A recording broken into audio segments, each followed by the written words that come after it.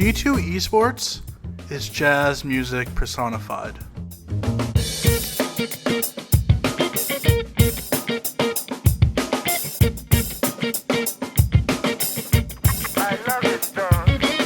When you sit down to watch a G2 League of Legends match, akin to stepping foot inside a venue hall for a jazz concert, there's only one thing you know for certain is going to unfold: a spontaneous love for their specific craft.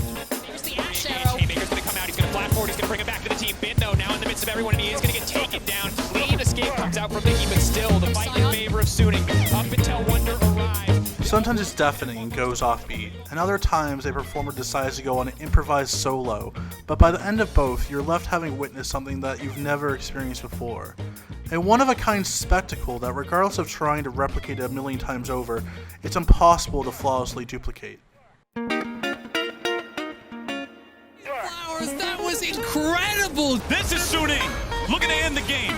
Nexus turret's being kept alive now by the Bard ulti. Perks and Cap's going to be coming up here in just a moment. Suning going for the game-ending push, going for the team fight, looking to find the damage. Wonder's going into the ulti now, looking to mount the defense. Bin runs away. Wafung's going to be taken low. Wonder's the first one to die, and Yangos is nearly going to be killed off now. Where's the focus going to be? Players or Nexus? It is 1 for 1. They're trying to kite themselves back. Wafung stays alive, using the QSS, keeping himself in a good spot. Cap's coming in with the ulti. Gold card goes out. Wafung goes down. Sword Art is lost. Caps is going in. He uses the ulti. It all begins with their crown jewel, Rasmus Caps Winther.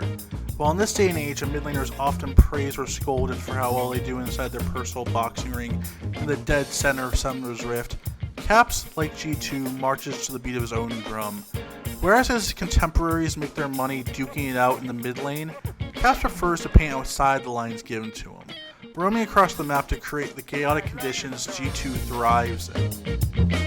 Now it's a great fight for Gen G as they push forward, but the solar flare finds 3 on the backline is a double for Caps and the curtains have opened. Even their captain, Luka Perkovic, moved away from his natural position in the middle of the map to make way for their current lead man, bringing his own unique tendencies and style to the bomb lane that make him stand out among the rest at the bomb lane carry position.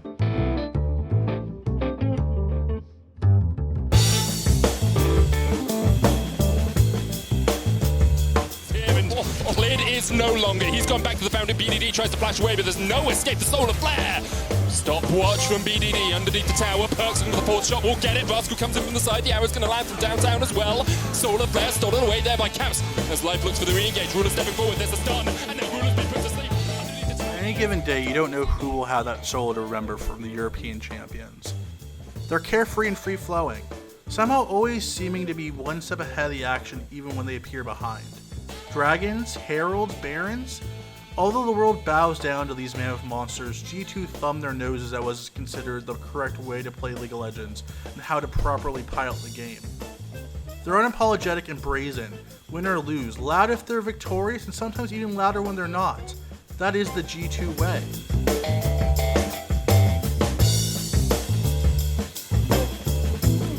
Congratulations to G2. They have qualified. Yeah. Quarterfinals.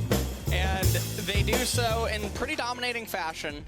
In comparison, South Korean League of Legends, harking back to its first World Championship in 2013 when SK Telecom T1 hoisted the Summer's Cup, is an orchestra of the highest class and order, every string polished and every instrument tuned to complete and utter perfection. The backs of the performance arched straight as a ruler, shoulders and arms ready at the moment's notice, ready for the conductor to begin their beautiful synchronized serenade. That's how South Korea became the first dynasty of League of Legends. Their prim and proper way of playing the game leading them to Summer's Cup victories from 2013 to 2017, when Samsung Galaxy won in front of 50,000 at the Bird's Nest in Beijing, China. Yet, as all good things do, that dynasty came to an end.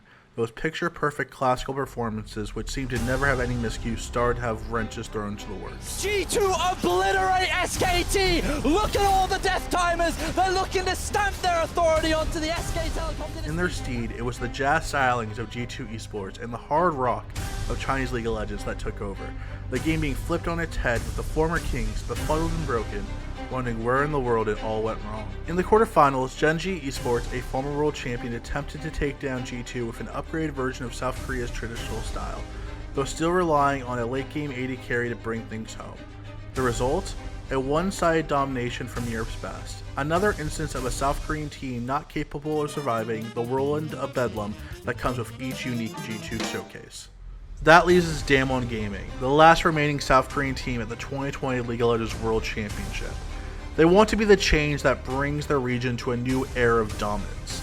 In a sea of South Korean teams throughout the years attempting to replicate the way that Samsung Galaxy and SK Telecom T1 won championships, DAMWON are outliers.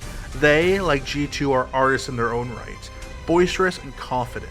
On October 27, 2019, DAMWON wanted to prove their strength, but under the hot spotlight and drowned out by thousands in Madrid, Spain, they folded against G2 Esports in the quarterfinals of the World Championship. Tournament, and G2 will move on to the For 364 days, all DAMWON Gaming has been thinking about is the second opportunity to face G2 Esports, and not only defeat them, but decimate them.